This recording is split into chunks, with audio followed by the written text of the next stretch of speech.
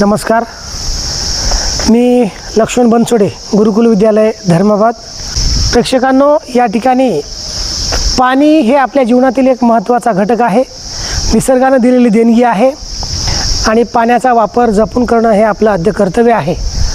आणि गुरुकुल विद्यालय धर्माबाद, गुरुकुल मित्रमंडळ सेवा संस्था संचलित धर्माबाद आपल्यासमोर एक पाणीचं पुनर्भरण किंवा बोरच्या पाण्याचं साठा कसा वाढवता येईल ह्याचा एक सुंदर असा उपक्रम आम्ही या ठिकाणी आमच्या शाळेमध्ये राबवलो आहोत आणि हा उपक्रम आम्ही आपल्यासमोर सांगणार आहोत। पावसाचं पाणी जेवढं आपण पुनर्भरण करणार आहोत तेवढं पाणी आपल्याला त्याच्या बदल्यामध्ये पाण्याच्या रूपामध्ये बोरमधून आपल्याला मिळणार आहे। पूर्वी पाणी आपल्याला विहिरीमधून, झऱ्यामधून, कालव्यामधून मिळायचं, पण आत्ता हल्ली आपण बोरवेलच्या माध्यमातून पाण्याचा मोठ्या प्रमाणात जमिनीतून उपसा केलेला आहे, पण म्हणावं तेवढं पावसाचं पाणी जमिनीमध्ये मुरण्यासाठी प्रयत्न आपण अजिबात केलेला नाही।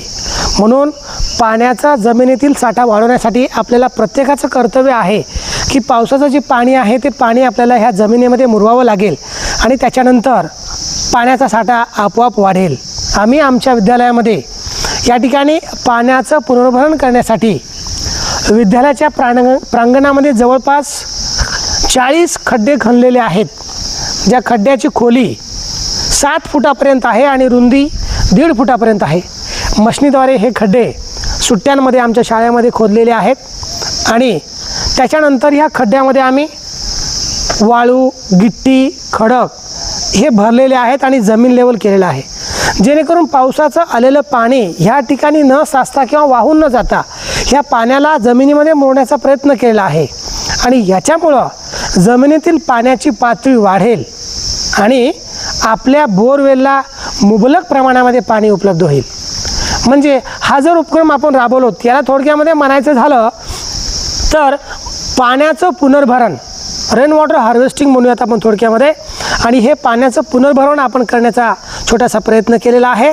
आमची ही जी संस्था आहे गुरुकुल मित्रमंडळ सेवा संस्था, या संस्थेचे जे सन्माननीय संचालक आहेत त्यांच्या माध्यमातून, त्यांच्या संकल्पनेतून हा उपक्रम या ठिकाणी राबवलेला आहे आणि माझी अशी अपेक्षा आहे की या व्हिडिओच्या माध्यमातून सर्व प्रेक्षकांनी आपापल्या घरी असेल किंवा शेतामध्ये असेल किंवा आपल्या आवारामध्ये असेल, होईल तेवढं शक्य तेवढ्या मोठ्या प्रमाणामध्ये पावसाच्या पाण्याचं पुनर्भरण करणं आवश्यक आहे।